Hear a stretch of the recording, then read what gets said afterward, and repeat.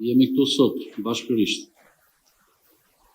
jo për të formalizuar një konferencë të përgjithshme, po për të analizuar punën e përbashkët, të bërë përgjatë këtij viti, në drejtim të parandalimit, evidentimit dhe goditjes veprimtarisë kriminale, të kultivimit dhe trafikimit të kanabisit, veprimtari të cilat sjellin pasoja kriminale dhe në fusha të tjera, kryesisht në ato të krimeve kundër personit dhe pronës. Gjithashtu sot jemi bashkërisht këtu edhe për një aspekt tjetër, shumë të rëndësishëm, që konsiston në dhënien e theksit në rëndësinë e bashkëpunimit dhe besimit ndaj njëri tjetrit. Faktor këto të jetë rëndësishëm për të arritur rezultatet dëshiruara nga të gjithë në luftën ndaj krimit të organizuar dhe trafikeve të palishme. Lufta kundër kultivimit të bimëve narkotike dhe trafikimit të lëndëve narkotike për policinë e shtetit në veçantë edhe për agjencitë e zbatimit të ligjit në përgjithësi është një betejë shumë dimensionale, e vazhdueshme dhe teje dinamike, e cila i angazhon punonësit e policisë në çdo skaj të vendit në disa drejtime. Së pari, dua të theksoj autenticitetin e kësaj betejë. Kultivimi i kanabis është një fenomen kriminal specifik, që dëshmon qartë nevojën e kontaktit të pandërprerë. 24 shtatë të punonësve të policisë me terrenin, pushtetin vendor, kryetarët e fshatrave dhe me banorët e tyre në tërësi. Një nga qasjet kryesore që synoj të implementoj çdo ditë të detyrësimi në krye të policisë shtetit është pikërisht eliminimi i kulturës së zyrës. Kontrollet në çdo skaj të territorit, me shërbime të shtuara dhe me teknologji bashkëkohore, monitoruese, ruajtja e kontakteve dhe krijimi i marrëdhënieve të besimit me banorët e zonës, ku ka dyshime për kultivimin e bimëve narkotike, si dhe menaxhimin në kohë dhe në konspiracion të plotë të inteligjencës informative, janë faktorët kyç që ndikojnë në mënyrë të drejtë për drejtë në minimizimin deri në zërim të rasteve të kultivimit të kanabis. Së dyti, lufta kundër kultivimit të bimëve narkotike është aspekt kriminal që ndërton në mënyrë të plotë burimet njerëzore me ato logjistike. Asnjëra nga këto asetet policisë shtetit nuk mundet i vetëm të sfidojë këtë fenomen kriminal. Kjo është një betejë e cila kërkon vullnet, angazhim, përkushtim dhe integritet lartë për të përmbushur detyrat funksionale duke qenë në shërbim qytetarëve dhe në interesin publik dhe jo si bashkëpunëtor të krimit. Në këtë kuadër, strukturat përgjegjëse për standardet ligjore, etike dhe profesionale të punonjësve të policisë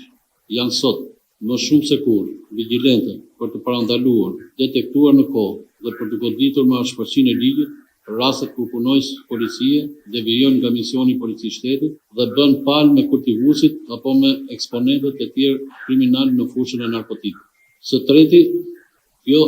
luftë dhe në pak dhe rëndësinë parsorë që ka për policinë e shtetit, bashkëpunimi me strukturat partnerë ndërkombëtar, profesionalizmi, përkuftimi dhe asistenca teknike që kemi shkëmbyer me kolegët e Guardës së Financës, me partnerët evropianë dhe ata strategjik, kanë mundësuar realizimin e kontrolleve dhe monitorimeve në çdo skaj të zonave të tepishura të Shqipërisë për të mundësuar triumfin në luftën kundër kultivimit të bimëve narkotike. Në këtë kuadër, bashkëpunimi i qëndrueshëm, i ndërtuar mbi baza besimi dhe profesionaliteti, me ekipin e monitorimit ajror të Guardës së Financës, ka ndikuar veçanërisht teje pozitivisht në rezultate shumë të mira të luftës kundër kultivimit të bimëve narkotike. Së katërti, lufta e pandërprerë kundër kultivimit të bimëve narkotike merr një rëndësi specifike për interesat publike dhe sigurinë e qytetarëve, pasi kjo luftë ndërpret një nga arteret kryesore të furnizimit të grupeve kriminale me para, asete ndryshme dhe mundësi deportimi në komunitet.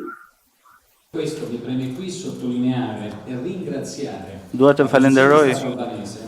Policinë e Shtetit Shqiptar për bashkëpunimin e saj me forcat të policore italiane, por edhe në zbatimin e aktiviteteve të fluturimit. Riżultatet e arritura gjatë këtij viti duhet ta pranoj që janë konsiderohen një histori e vërtet suksesi dhe tregojnë bashkëpunimin dy palësh dhe sinergjitë e përbashkëta dalle donne e me struktura dhe me njerëzit dhe gratë e policisë shtetit shqiptar. Duke analizuar më në detaj rezultatet e aktivitetit të kryer dhe duke u përqendruar në aktivitetin e 2 viteve të fundit, shohim se si në 2021 janë përcaktuar gjatë 70 misioneve fluturimi 1119 parcela, për një total prej 92.428 bimë të shkatruara, ndërsa aktiviteti monitorimit i bërë gjatë vitit 2022 që ka filluar në 1 maj dhe që ka përfunduar në 31 tetor ka lejuar përcaktimin gjatë 63 misioneve të fluturimeve të 1094 parcelave për një total bimësh 20.921, pra shumë më pak se gjysma e vitit të kaluar, duke nënvizuar kështu një ulje shumë të ndjeshme të këtij fenomenit. Ky rezultat është akoma edhe më domethënës nëse ne konsiderojmë numrin e misioneve dhe të orëve të fluturimit, rritjen e sipërfaqes që është monitoruar dhe teknologjisë së monitorimit që ka qenë shumë herë më e mirë se sa vitet e kaluara. Të dhënat operacionale të regjistruara gjatë vitit 2022 tregojnë saktësinë, efikasitetin dhe vlerën parandaluese të këtij aktiviteti të kryer në bashkëpunim me policinë shqiptare, në le të themi përgoditjen e organizatave kriminale që merren me prodhimin dhe me trafikimin e lëndëve narkotike, me gjithë përdorimin e metodologjive të reja që ata kanë përdorur për kultivimin, që i kanë bjellë edhe në zona, le të themi, shumë të thella dhe që bëjnë shumë të vështirë monitorimin. Fushata e monitorimeve nga Ari ka mbërritur në sezonin e 11 që tregon në fakt një punë të shkëlqyer në rajonin e Ballkanit. Rezultatet që u prezantuan sot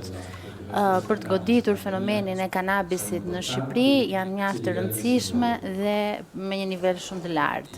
Do doja këtu të falenderoja përzemërsisht policinë e shtetit shqiptar për standardet e cilësisë që ka arritur në luftën ndaj kriminalitetit të organizuar dhe lëndëve narkotike. Në të njëjtën kohë shpreh bindjen për një përforcim më të madh të bashkëpunimit ndërmjet 2 vendeve tona. Bashkëpunimi i policisë në luftën ndaj krimit organizuar dhe trafikut të lëndëve narkotike ka një rol strategjik në interesin e përbashkët si të Shqipërisë ashtu dhe të Italisë. Dhe fal këtij bashkëpunimi ne kemi kryer me shumë sukses mjaft punë të përbashkëta, operacionin Astrolabio për që kishte në fokus trafikimin e qenieve njerëzore, operacionet e mashtrimeve nëpërmjet trading online. Nderuar ambasador Buçi, më lejoni që përmes jush të përcjell në emër të ministrit të Brendshëm Zotit Bledar Çuçi, minjojnë dhe e vazhdueshme për gjithë punonësit e shkëlqyer të policisë italiane, përfshi Interforce dhe Guardia di Finanza, të cilët kanë punuar dhe vijojnë të kontribuojnë në krah të kolegëve të tyre shqiptar për arritjen e këtyre rezultateve konkrete që u demonstruan sot dhe thellimin e mëtejshëm të bashkëpunimit mes vendeve tona. Së fundmi, mirënjohje përzemërt për çdo grua dhe burr që mban veshur uniformën e policisë shtetit, nga niveli bazë në atë drejtues, puna e të cilëve në përditshmëri me përkushtim dhe nder ka bërë të mundur këtë arritje, garantimin e zbatimit ligjit dhe përmirësimin e vazhdueshëm të sigurisë në Shqipëri. Faleminderit.